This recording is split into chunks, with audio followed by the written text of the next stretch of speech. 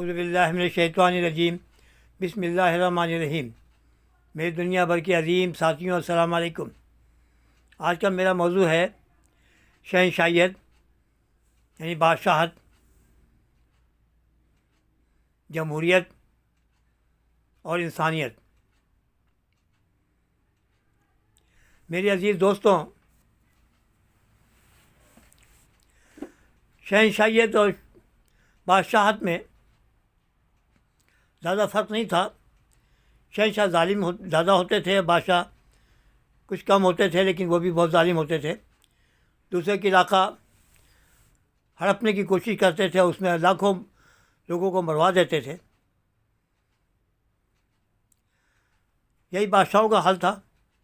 आप देख लें बरसग़ीर में कितनी लड़ाइयाँ झगड़े हुए, फसाद हुए, पानीपत की कितनी लड़ाइयाँ हुई, कितने लोग मारे गए, लेकिन उनको फ़र्क नहीं पड़ा। वो तो अपने सिंहासन पर बैठे रहे। इसी तरह जो सिस्टम शहंशाहियत में था, बादशाहत में था, वो धीरे धीरे ख़त्म होना शुरू हो गया। लोगों ने यह देखना शुरू कर दिया कि ज़ालिम हैं और हम इनसे बदला लेंगे। तो आहिस्ता आहिस्ता वो सिस्टम ख़त्म हुआ। तो ब्रिटिश पार्लियामेंट में यह बात हुई कि अब क्या करना चाहिए। तो उन्होंने कुछ अंग्रेज़ों ने, जो पार्लियामेंट के मेंबर थे, उन्होंने एक राय पेश की कि हम इसका बदल दे देंगे और उसका नाम रखेंगे जमहूरियत। नाम बदलने से ये होगा कि लोगों को समझ नहीं आएगा कि हम क्या कर रहे हैं, उसके तरीक़ाकार को बदल देंगे।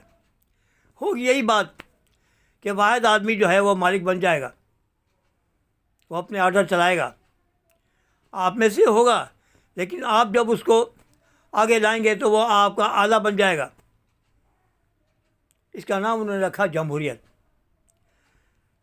जमहूरियत का यह है कि चंद लोगों को जमा करो, जैसे भी हो, मार के पीट के, जैसे भी हो, मेंबर बन जाओ, पार्लियामेंट के मेंबर बन जाओ और अपनी सारी जायदाद को महफूज कर लो। काम कुछ नहीं करना। 76 साल हो गए पाकिस्तान को बने हुए। आप बता दें मुझे कोई काम हुआ हो तो। काम नहीं करना। लंबी लंबी तनख्वाहें, लंबे लंबे खर्चे, लंबी लंबी कोठियाँ, लंबे लंबे कारें, लंबी। आप देखें कि आज भी वही शहंशाहियत टपक रही है। कहाँ से? यहाँ पे बाल रोड पे गवर्नर हाउस है। किसी ने कहा था कि हम गवर्नर हाउस को गिरा देंगे। दीवार भी गिराई थी, बड़ा ड्रामा हुआ। अवाम के पैसे से दीवार गिराई गई, फिर अवाम के पैसे से बनाई गई। क्या हुआ? वाहिद आदमी उसमें रह रहा है। एक आदमी के लिए इतनी बड़ी जगह है जिसमें हज़ारों मकान बन सकते हैं गरीबों के लिए। तो मेरे भाई, ये शहंशाही का दूसरा नाम है जमहूरियत। लेकिन हमारे प्यारे आका हज़रत मोहम्मद सल्लल्लाहु अलैहि वसल्लम ने इस सब के लिए, जो अल्लाह सुब्हान तआला ने उनको इस ज़मीन पर दुनिया में भेजा, आखिरी नबी बनाकर, तो उन्होंने जो इल्म दिया वो ये था कि इंसानियत। आपने इंसानियत के लिए सब कुछ किया। इंसानियत में ये देख लें कि वो एक हाकिम तो नहीं थे, लेकिन चलाने वाले थे ना, वो बनाने वाले थे ना वो। तो उन्होंने क्या किया कि उनके घर में एक चारपाई थी, एक बिछौना था, एक मशकीसा था, कुछ भी नहीं था। मामूली से कपड़े पहना करते थे। आज देख लें कि आप क्या होता है, क्या क्या हो रहा है। तो ये है सीरत नबी का सही अमल।